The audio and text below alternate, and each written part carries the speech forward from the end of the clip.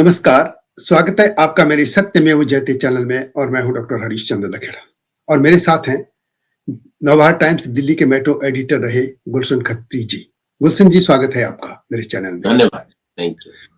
गुलशन ji, supreme court ने आज फिर ये जो खबर है आज की उसमें ये है कि वो जो दिल्ली और खासतौर पर दिल्ली एनसीआर में आप भी देख रहे हैं कितना पॉल्यूशन है और सुप्रीम कोर्ट को दखल देनी पड़ी है और CAQM यानी commission for air quality management इसको उन्होंने फटकार लगाई है और वो कहा कि जल्दी अपनी रिपोर्ट दो।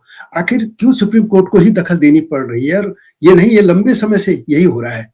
कभी यहाँ फैक्ट्रियां बंद करनी पड़ी थी, CNG की जो गाड़ियां आई थी, ये सब सुप्रीम कोर्ट कर रहा है। सरकारें क्या कर रही हैं? दरअसल देखें तो पिछले 25-30 साल में सरकारें हमेशा से ऐसे कदम उठाने से बचती हैं जो जनता को नापसंद हो, यानी कि सख्त कदम उठाने से बचती हैं। उसमें आपको याद होगा जब CNG आ रही थी उससे पहले सरकारों ने की तरफ से कुछ नहीं हो रहा था। सुप्रीम कोर्ट ने एक डेडलाइन दी और मजबूर किया सरकार को कि आपको CNG लानी ही पड़ेगी, उसके अलावा कोई विकल्प नहीं है। तब CNG आई। ऐसे कई उदाहरण मिलेंगे। सरकारें कोशिश ये करती हैं कि कोर्ट के कंधे पे बंदूक चलाई जाए ताकि जनता उनके खिलाफ ना जाए। जनता अगर खिलाफ जाए तो वो कह सके ये कोर्ट ने कहा है, हम लोग क्या करें, हमें मजबूरी है, करना पड़ेगा। तो अगर आप देखें CNG ले लीजिए, अवैध निर्माण देख लीजिए, दुकानों की सीलिंग का मामला देख लीजिए, अवैध बाजारों की सीलिंग का मामला है। हर मामले में तभी एक्शन होता है जब कोर्ट की तरफ से कोई डायरेक्शन आती है उसमें। तो ये दिल्ली में पॉल्यूशन का मामला भी कुछ इसी तरह का ही है कि उसको लेके अब सुप्रीम कोर्ट को दखल देना पड़ा है, क्योंकि ये कोई आज की समस्या नहीं है। पिछले 10-15 सालों से लगातार लोग देख रहे हैं, खास तौर पे 2014-15 के बाद से जो है पिछले 10 साल हो गए हैं। तो ये समस्या लगातार गंभीर होती रही है पॉल्यूशन की, और इस बार हम लोग देख ही रहे हैं कि किस तरह के हालात बन रहे हैं। ज्यादा हो रखे, जबकि इस समय अब पराली भी नहीं जल रही है। पराली तो अक्टूबर के आसपास खत्म हो गई, बिल्कुल जनवरी। तो ऐसा पूरी NCR में है। और एक और बात इन्होंने ये कही कि जो लोगों को दिल्ली में एक कार रखना एक प्रतिष्ठा का प्रश्न बन गया है। तो जो ज्यादा कार खरीदते हैं, कई घरों में 7-8 गाड़ियां हैं, अलग अलग तरह की हैं, डीजल की हैं, कि क्या वास्तव में यही एक बड़ा फैक्टर है पॉल्यूशन का? नहीं, देखिए गाड़ियों का की वजह से पॉल्यूशन होता है, इसमें कोई डाउट नहीं है। ये एक बहुत बड़ा फैक्ट है दिल्ली जैसे शहर के लिए। लेकिन जैसा अभी आप बता रहे हैं कि सुप्रीम कोर्ट ने कारों के मामले में कहा है, मेरा ये कहना है कि जो देश का हमारे देश का दुर्भाग्य है वो ये है कि आम आदमी जिन चीजों से प्रभावित होता है उसमें उसकी नीति में कोई भूमिका नहीं होती, और जो लोग नीति निर्धारण करते हैं उनको आम आदमी की जिंदगी से कोई लेना देना नहीं, क्योंकि वो आम आदमी की तरह जाते आते नहीं, तो इसलिए उनको नहीं पता है। आप अगर कारों का मामला देखें तो ऐसा नहीं है कि जैसा कोर्ट ने कहा है कि आज कारें जो है स्टेटस सिंबल बन गई है। हो सकता है एक वर्ग ऐसा है जो इसको स्टेटस सिंबल की तरह ही लेता हो, लेकिन बहुत बड़ा वर्ग ऐसा है जो मजबूरी में कारें रखता है। आज के हालात में सरकार को देखें हम, तो ऐसी कौन सी व्यवस्था है कि अगर आपको इमरजेंसी हो, आपके घर में कोई रात में बीमार हो जाए, या आपको कहीं रात में 12 बजे कहीं से लौटना हो किसी शादी से, तो आपके पास कोई रिलायबल ट्रांसपोर्ट साधन है क्या? बिल्कुल नहीं है ना। कोई साधन नहीं है। आपके पास ओला उबर है, लेकिन उसकी कोई गारंटी नहीं कि रात में वो आएगा या नहीं आएगा। तो जब अगर ऐसी गारंटी आपके पास है नहीं, ऐसी व्यवस्था है नहीं कि आपके यहाँ 24 घंटे बसें चलती हों या मेट्रो चलती हों, तो आदमी जिसके पास पैसा नहीं है, तब भी उसको मजबूरी में कार खरीदनी पड़ रही है, क्योंकि उसे पता नहीं है कि रात में मुझे इमरजेंसी पड़ेगी, मुझे ओला मिलेगी, उबर मिलेगी, नहीं मिलेगी, मेट्रो 12 बजे बंद हो जाएगी, बसों का दिन में ही नहीं तो रात में क्या होगा। तो आदमी ऑटो अलग से लूटते हैं। हाँ, ऑटो अलग से लूटते हैं। तो क्या करेगा? अगर किसी को इमरजेंसी में चाहिए तो आधे लोग, मुझे लगता है दिल्ली में एक बड़ा वर्ग ऐसा है जो अपने दिल से नहीं चाहता कि कार रखे, क्योंकि उसका खर्चा बहुत है। आपको कार खरीदनी है, उसका इंश्योरेंस देना है, उसकी मेंटेनेंस इतनी है, वो बहुत महंगा है, लेकिन मजबूरी में लोग कार रखते हैं। एक बड़ा वर्ग ऐसा है।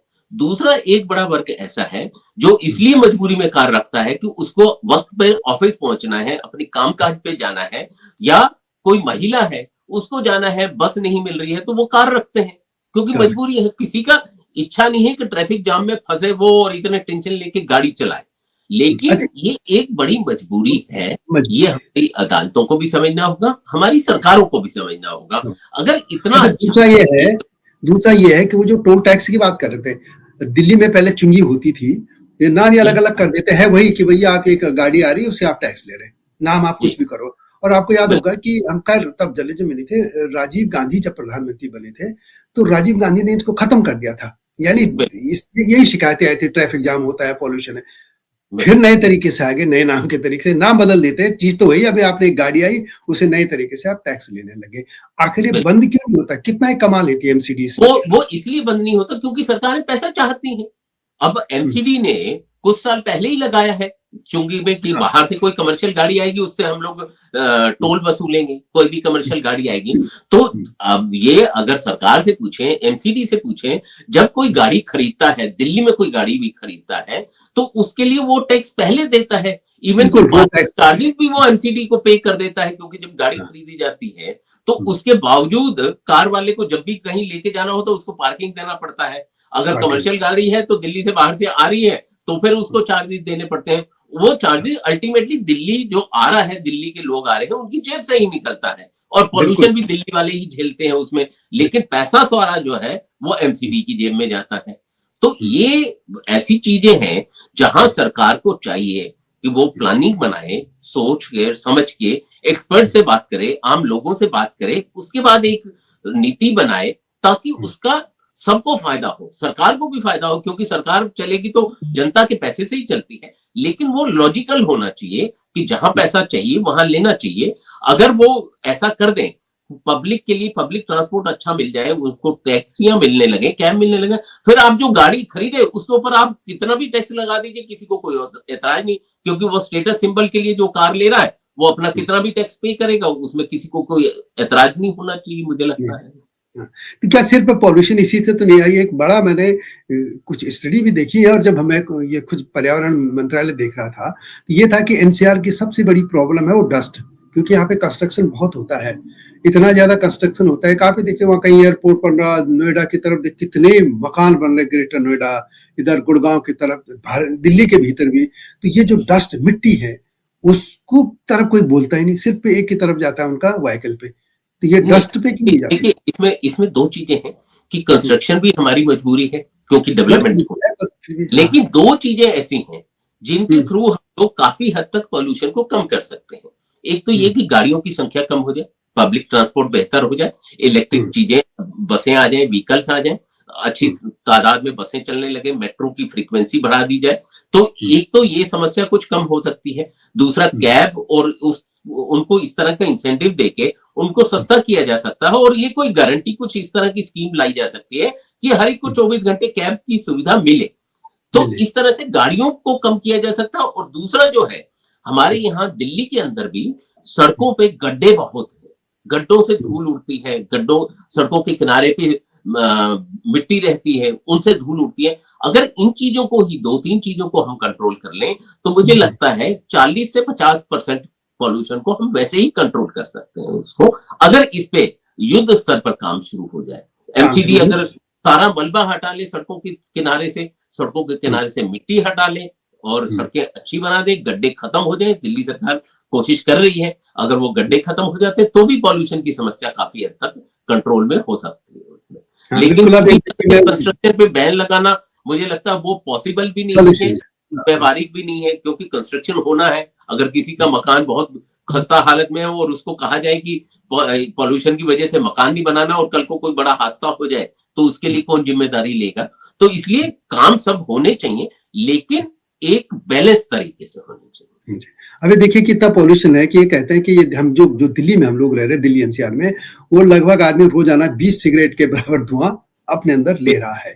अब इसमें बिल्कुल, कई तरह की बीमारियाँ हो रही हैं, तो आखिर सरकारें जितना पैसा ये इलाज कराने में खर्च होंगे या कर रहे हैं लोग, उससे बढ़िया पॉल्यूशन पे ही क्यों नहीं कर लेते? कुछ दिनों किसानों के नाम पे ये पंजाब, हरियाणा के किसानों को दोषी मान देते थे, ठीक है, आता था उसका भी धुआँ, बिल्कुल। लेकिन अब तो नहीं है, तो कोई सॉल्यूशन क्यों नहीं निकल पा रहा है इसका? तो समस्या ये है कि हमें पॉल्यूशन को कंट्रोल करने के लिए लॉन्ग टर्म और शॉर्ट टर्म दोनों तरह की योजनाएं बनानी चाहिए उसमें। लॉन्ग टर्म के तहत हम लोग जो है गाड़ियां खरीदें, बसें खरीदें, कोई टैक्सी के लिए नई पॉलिसी आए ताकि लोग कारें खरीदना कम करें उसमें, उसके बाद कारों के टैक्स बढ़ा दें। तो एक तरीका तो ये हो सकता है। दूसरा, हमारे यहाँ सड़कों के गड्ढे खत्म हो जाए और एनक्रोचमेंट खत्म हो जाए। आज की डेट में मेट्रो में लोग जाना क्यों पसंद करते हैं? क्योंकि उनको पता है कि मैं इतने बजे मेट्रो में बैठूंगा तो मुझे अपने डेस्टिनेशन पे इतनी देर में मैं पहुंच जाऊंगा। बिल्कुल बिल्कुल लेकिन बिल्कुल। आप सड़क में जब आते हैं, चाहे बस में हो, टैक्सी में हो, तो आपको पता नहीं कि कब जाम लग जाएगा और कहाँ आपको कितना टाइम आपका वेस्ट हो जाएगा। उसकी वजह यही है कि हमारी सड़कों पे एनक्रोचमेंट है। अगर बस लेन सिस्टम को अच्छा कर दिया जाए कि लेन में चलेंगी गाड़ियां, और जो लेन के अंदर जो एनक्रोचमेंट है उसको हटा लिया जाएगा, तो ये समस्या काफी हद तक कम हो सकती है। कम हो जैसे कई सकती देशों में ट्राम चलती है, बिल्कुल जहां हमारी बस लेन है उसके साथ ही उनकी ट्राम की लेन है। वो उसके लिए ज्यादा पैसा भी खर्च नहीं होता, और है। वो एक लाइन में चलती हैं, उसको रोका भी नहीं जाता है, और वो टाइमली पहुंचती हैं गाड़ियां। पहुंचते तो इस तरह की चीजों पे सोचना पड़ेगा हम लोगों हैं। को। शॉर्ट टर्म के लिए ये होता है कि सरकार कम से कम ये कर दे कि सड़कों पे जितने गड्ढे हैं उनको, सड़कें नई ना बने, लेकिन गड्ढों को पूरी तरह से बंद कर दिया जाए, भर दिया जाए, उससे मरम्मत कर दी जाए, और जहां जहां मलबा पड़ा है उस मिट्टी को हटा लिया जाए, धूल जहां जहां है वहां से उसको हटा लिया जाए, सख्त कर लिया जाए। इस तरह की चीजें करके हम लोग लॉन्ग टर्म और शॉर्ट टर्म दोनों ही प्रयास कर सकते हैं। जी, एक और कुछ लोग शिकायत करते हैं कि दिल्ली में बहुत से ज़्यादा जो सिक्योरिटी गार्ड लगे हैं, चाहे सोसाइटी में लगे हैं, कई जगह लगे हैं, वो रात को आग जलाते हैं या कई जगह लोग भी आग जलाते हैं, उसके धुएँ से हो रहा। ये कहाँ तक सही है ये आरोप? नहीं, ये होगा, लेकिन ये परसेंटेज कम है। कम है। ये परसेंटेज बहुत ज्यादा नहीं है, हुँ, परसेंटेज कम है। और उसके हुँ, लिए भी सरकार ने अभी थोड़े दिन पहले ही मुख्यमंत्री ने, मैंने देखा था हुँ, समाचारों में, उन्होंने हीटर वितरित किए हैं हुँ, गार्डों को, सोसाइटियों के। तो वो हुँ, अपना, ताकि लकड़ी जलाने की बजाय वो हीटर चलाएं, तो उस तरह का पॉल्यूशन ना हो। हालांकि इसके बावजूद भी कुछ जगह जलते होंगे, लेकिन हुँ, वो परसेंटेज उतना ज्यादा नहीं है जितना हम लोग गाड़ियों की बात कर रहे हैं। गाड़ियों की वजह से या डस्ट की वजह से पॉल्यूशन है, वो परसेंटेज कम है उसमें। हुँ। अच्छा, ये डीज़ल की गाड़ियाँ आने से ही मुझे याद है कि कुछ साल पहले जयराम रमेश जो कि पर्यावरण मंत्री भी रहे, उन्होंने कहा था कि इतनी बड़ी-बड़ी गाड़ियाँ ले ली हैं कि उसमें एक आदमी चल रहा है, जबकि उसमें जब 5-6 लोग जा सकते हैं। तो इतनी छोटिया गाड़ी खरीदनी चाहिए, इसको डिमोरलाइज किया जाना चाहिए कि बड़ी गाड़ी, डीजल की गाड़ी, लाखों की गाड़ी, एक तरफ तो ये ठीक है, लेकिन दूसरी तरफ यही जो इंडस्ट्री है, जो कार वगैरह वाली, वो चाहती कि ज्यादा से ज्यादा कारें बिके। तो भारत में ही यानी एक ही सरकार, एक तरफ सरकार है, जो भी नीति निर्धारक लोग हैं वो चाहते हैं कारें कम चले दिल्ली में, दूसरी तरफ कार ज्यादा बिके। तो ये विरोधाभास नहीं है? ये कैसे हो सकता है? बिल्कुल, दोनों बिल्कुल। बातें सर। ये सरकारों का विरोधाभास है। असल में क्या होता है कि अगर आप देखें राज्य सरकारों या केंद्र सरकार का, उनको जो पैसा मिलता है, जो रेवेन्यू होता है, वो एक तो शराब की दुकानों से, शराब की बिक्री से उनको सबसे ज्यादा रेवेन्यू मिलता है। दूसरा, हाँ। गाड़ियों की सेल से उनको, और तीसरा प्रॉपर्टी सेल से मिलता है। तो ये हुँ, उनकी जो आमदनी के बहुत बड़े स्रोत हैं उसमें। हुँ, इस वजह से सरकारें खुद कुछ तय नहीं कर पाती हैं। सरकारों हाँ, को अगर कायदे से तय करना है, तो हुँ, उनको गाड़ियों पे टैक्स बढ़ा देना चाहिए, लेकिन ये तब होना चाहिए जब आप पब्लिक ट्रांसपोर्ट बहुत अच्छा कर दें, अच्छा ताकि करें। आम आदमी के पे उसका बोझ ना पड़े। सिर्फ हुँ, उन लोगों पे पड़े जो बहुत अमीर लोग हैं, स्टेटस हुँ, सिंबल के लिए गाड़ी रखना चाहते हैं, उन लोगों पे जरूर बोझ पड़े तो किसी को कोई ऐतराज नहीं होगा। लेकिन आम आदमी, मिडिल क्लास, अगर उसको अच्छी बस मिल जाती है, उसको कैब मिल जाती है, उसको हुँ, मेट्रो मिल जाती है, तो हुँ, उसके, वो क्यों चाहेगा कि गाड़ी रखूं? क्यों वो हुँ, इसको हाथी पालने वाली चीज करेगा? उसका हुँ, मेंटेनेंस पे इतना खर्चा होगा, उसके लिए बिल्कुल। इंश्योरेंस पे अच्छा, उसको हर साल पैसा देना पड़ता है। इतना हाँ, तो वो शायद चलाता नहीं जितना वो उस पे टैक्स देता है। फिर टैक्स देता पेट्रोल है, पे फिर देता पार्किंग की है, मुश्किल, पेट्रोल पे टैक्स देता है वो। घर घर के आस-पास पार्किंग की मुश्किल, बहुत चीज़ें होती हैं। मुश्किल है, तो चलिए, बिल्कुल। हम उम्मीद करते हैं कि सरकारें भी कुछ करेंगी, सुप्रीम कोर्ट तो दखल दे ही रहा है, और कम से कम ये उम्मीद करें कि धीरे-धीरे इस साल यदि हम एक दिन में 20 सिगरेट ले रहे हैं, तो अगले साल कम से कम 19 तो हो जाए, या 18 सिगरेट तो हो जाए, कितना हम अंदर ले, लेकिन कम हो, ये मेरा मानना है, ये ऐसा होना चाहिए। आप मेरे चैनल में आए, बहुत-बहुत धन्यवाद। आपको यदि हमारी वीडियो पसंद आती है तो शेयर भी कीजिए, लाइक भी कीजिए, और इस तरह के मुद्दों के साथ आपके सामने आते रहेंगे। तब तक इंतज़ार कीजिए। नमस्कार।